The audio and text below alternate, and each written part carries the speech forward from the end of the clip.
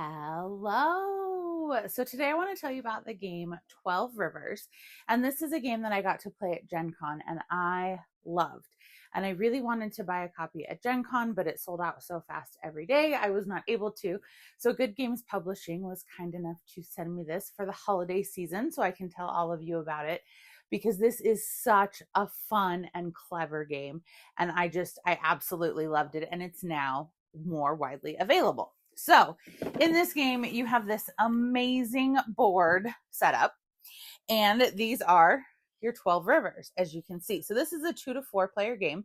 So based on your player count will determine how many of the rivers you will be using at any given time. The more players, the more rivers, the more options. So you have this bag of pearls, and they come in 5 different colors. And it shows you down here on the board, the white are the most rare. They're going to be worth the most points, all the way down to green, which are the most common and are going to be worth the fewest.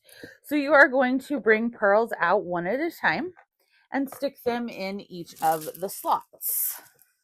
So you get everything set up in the slots. And then what you're going to be doing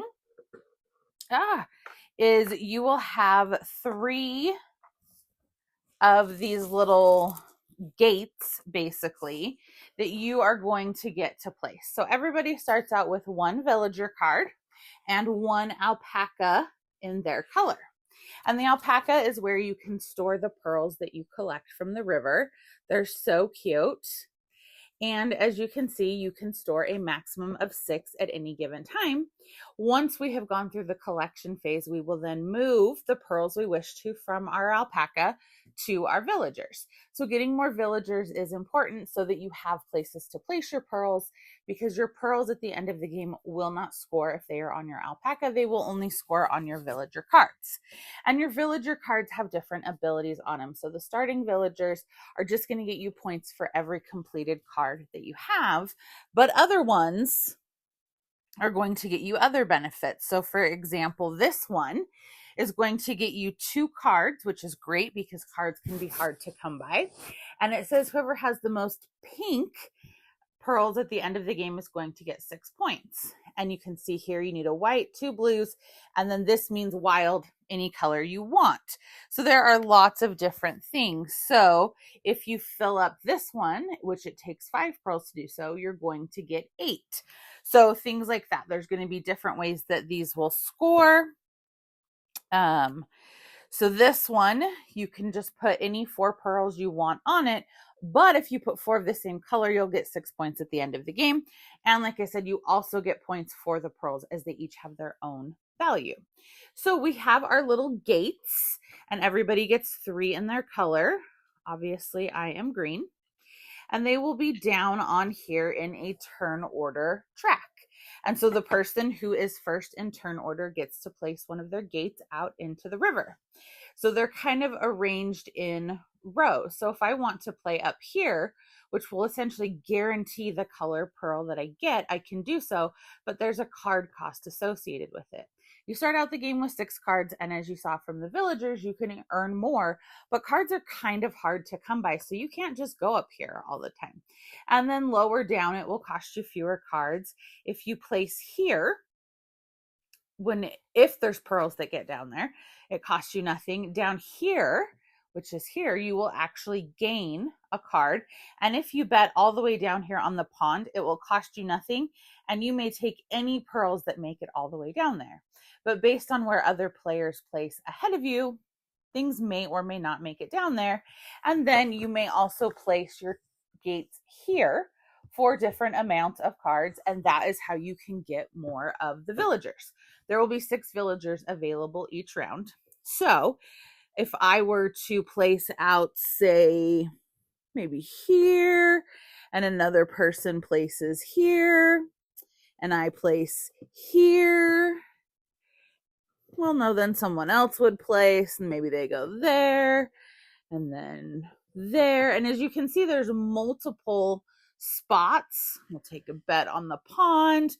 There's multiple spots in these areas. So if you get there first, you get first pick of the pearls that make it there.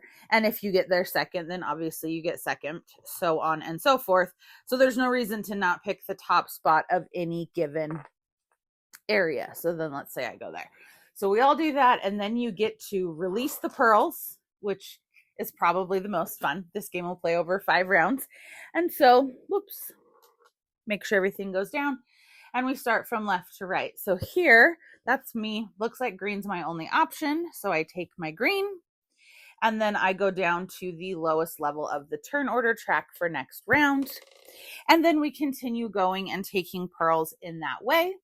Once we have done that and we've taken our village cards and we take from the pond, all of our pieces are now in a new turn order, and that's how we'll place for the next round. We can then move items from our alpaca, all of the pearls I would have collected here, to the different villager cards that I have. We do that, and then there's also going to be these tokens out here. Sometimes they're on stumps, sometimes they're on foxes, and they have abilities on them. The first person to play next to those can collect the token. And then we also have cards, which I mentioned. So with these cards, you can discard them to get good placement, or if you have 2 of the same type, you can play them for their ability. So this one is the fishing nets, and it says when collecting a pearl, collect an additional pearl. So up here where I had my gate, I could have played this and taken both pearls there. And that's why sometimes pearls don't make it down all of the way, which is why you pay less, because there's more risk that you may not get anything as this goes down. So this is just a delightful game to load up the pearls in each of the 5 rounds, have them go down, try and collect them, then get them moved from your alpaca to your villagers, have the right amount of villagers. There's a lot going on, but it all makes sense and it all flows rather well. So that's why 12 Rivers has been such a hit for me. Like I said, I wanted a copy at Gen Con really badly, but it sold out instantly every day. And so I'm so thankful to Good Games Publishing for sending me this. I hope that many of you get to try this game because it looks incredible and it is so fun to play. So I highly recommend 12 Rivers. I would love to know, have you played it? Are you interested in it? Give me a like and a follow, and I'll keep bringing you more board game content. Thanks. Bye.